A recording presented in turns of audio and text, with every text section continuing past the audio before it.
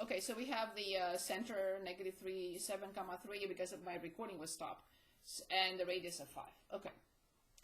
So now we're moving on to type 3, last one. And we said 57, you said, right? I mean, it doesn't matter. 56? You said 56. 56 it is. Okay, so we have x squared plus y squared minus 4x minus 12y minus 9 equals 0. Perfect. I can make these up, but I need a minute, so that's why I wanted you to choose. Perfect. So here's the question. Is this the equation of a circle? The answer is no clue. I have no clue. I have no idea. But the answer would be yes, if somehow I managed to write it like this.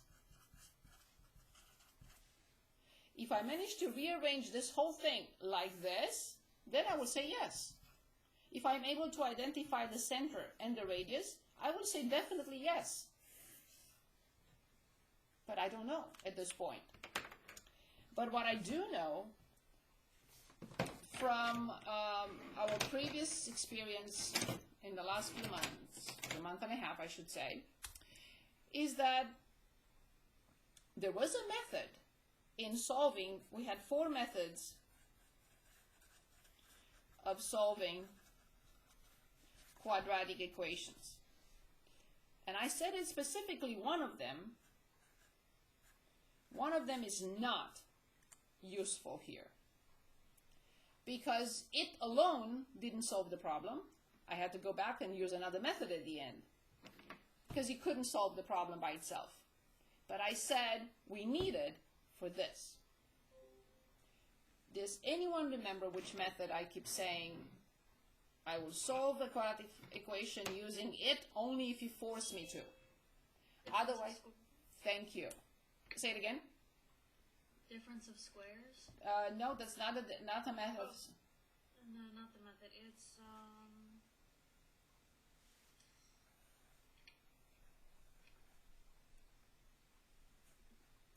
completing the square? Yes.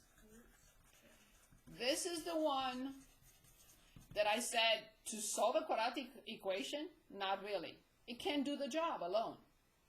But we studied it then for this and for this alone. So I'm going to copy, because I'm already too far from there. I'm going to copy the equation. X squared plus y squared minus 4x minus 12y minus 9 equals 0. And for now, where are my props? And for now, let's look at x only. So I have x squared, I have negative 4x. The middle coefficient is how much? The middle coefficient is, anyone? -4. Yes, let's divide that by 2. -2. Good, let's square -2. 4. That's it. I have to add 4 to both sides. And when I come back and complete this square, I know what we have to replace it by.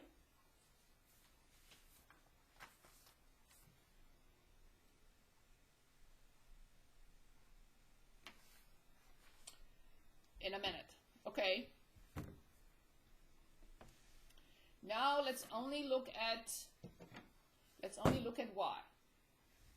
What is the middle coefficient for y?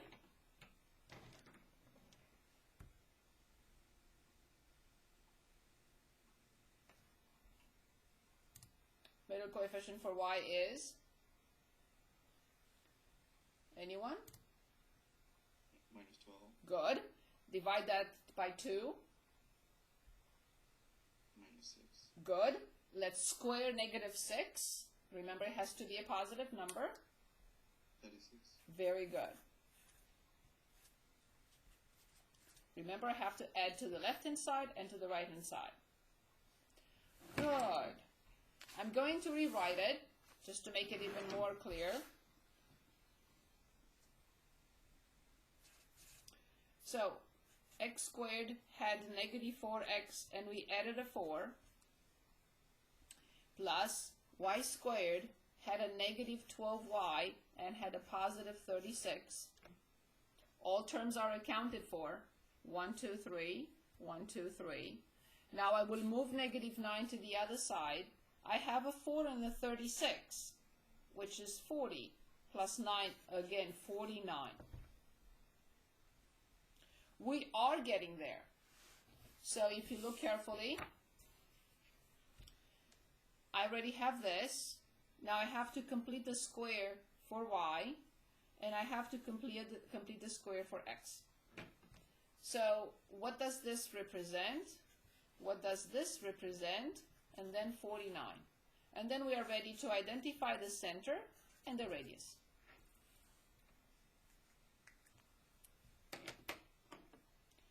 Can anyone give us this that represents that, and this that represents those three terms?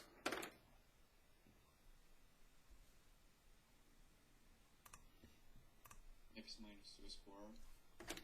X minus? Minus 2. Excellent. First term squared minus 2 times the first times the second plus the second term squared. Excellent. And the second one? X minus 6. Yes, but it's y. Very good. Awesome. First term squared minus 2 times the first times the second plus the second term squared. Well done. And now the center and the radius.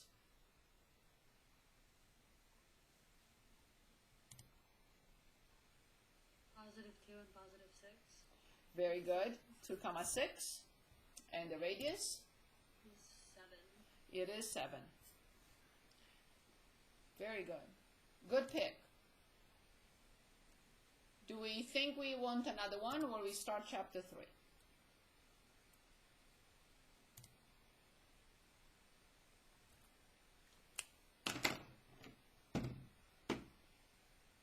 If we think we need another one, let's choose another one. If we don't, we'll move on. Let's do another one. Absolutely. Can we do number 60? It looks different. 60 it is. 60, I see it. On 332. And it says x squared plus y squared minus 6x minus 7 equals 0. Very good. Good I pick. think that's y. Maybe I'm seeing it wrong. You want a different one? No, I think it's a negative 6y. Of course it is negative 6y. Thank you very much. Good. So I only see one term with x. It's already squared. I'm done. Plus. And now that I look at the other terms with y, so I look at y squared minus 6y, I identify the middle term, the middle coefficient, which is negative 6. I divide negative 6 by 2, I get negative 3. So then when I square negative 3 is the only number I need to add to both sides. So now the equation becomes plus y squared minus 6y plus 9, this is in the way, it has to go, equals 7 plus 9, which is 16. X squared is already a perfect square. This will become a perfect square in a second, and this is 16. What do we have? What is the binomial that when we square it, we get those three terms? X minus 3. Very good. Perfect. So now we can identify the center, and we can identify the radius. Good pick again.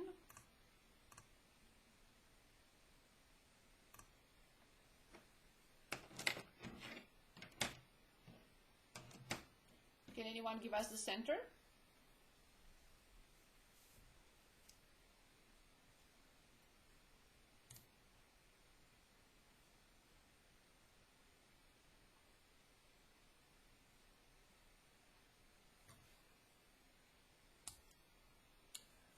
0, 3, and the radius is 4.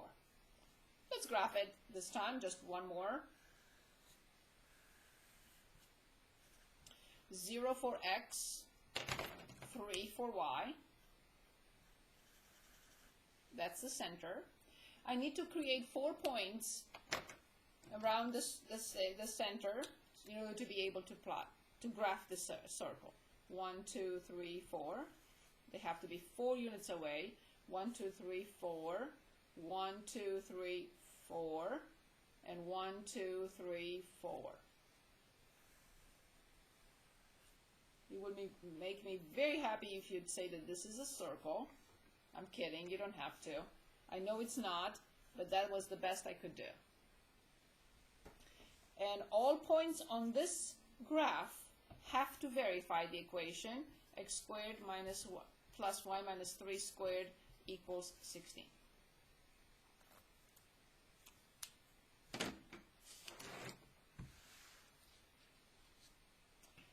Very good. Finally, we finished chapter 2, chapter 3. In chapter 3, we will talk about polynomial functions and rational functions. Polynomial, and then rational functions. So when we say polynomial, you could say, I already know one, linear. That is done. It's still a polynomial. What we're going to review is quadratic. You can say again, you already tortured us with this, and with this, with transformations. True. We're going to go into more detail, and we're going to look at word problems. But when we really talk about polynomial, we refer to third, fourth, fifth, and so on degree. So this is what we are going to focus on. Linear was done a long time ago. Quadratic, I'm going to show examples and word problems and how to graph it step by step, and the two potential forms the function can be given to us in. But this is what we are going to get to. Okay? So in section 3.1, it's all about quadratic functions again. Okay.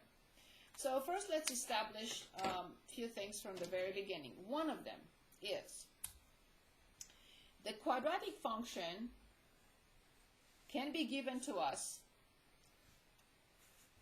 like this. I'm going to pick an example. Or it can be given to us in a special form. I'm going to use an example in a moment, but I want to give the general form. A, which is the leading coefficient, parentheses, x minus h squared plus k. You can say, wait a minute. You just told us something about h and k a few minutes ago. Yes, but that has nothing to do with the circle. It happens that we use the generic h and k again, but has nothing to do with the circle. And I will come back to this form with an example, because this we can plot, we can graph very easily with transformations. But this one we cannot. So let's start with this, and then we'll come back to this one. So graph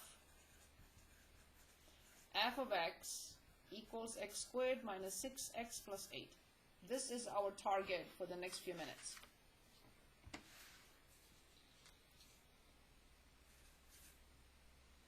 Okay. We have several steps to look at and go through when we graph a quadratic function. So first of all, it's quadratic. And we know that it has two shapes. Either it has a minimum, right here, this is the minimum. We know, we talked about local min, local max. Or it has the other shape with a maximum. from our experience with transformations, we know that this has a positive leading coefficient. When we multiply by -1, it will reflect with respect to the x-axis. So this has a negative leading coefficient. So from the very beginning, we know that these are two possibilities, either a minimum or a maximum. These points, either minimum or maximum, are called vertex. No other function has a vertex. The vertex can be a minimum, just quadratic. The vertex could be a minimum, or the vertex could be a maximum. The coordinates of the vertex will be x comma y, right? So if I don't have the coordinates of the vertex, I cannot graph the function. How do I determine the coordinates of the vertex? And then I will list the steps for graphing. How do I determine these? Coming back to the quadratic formula,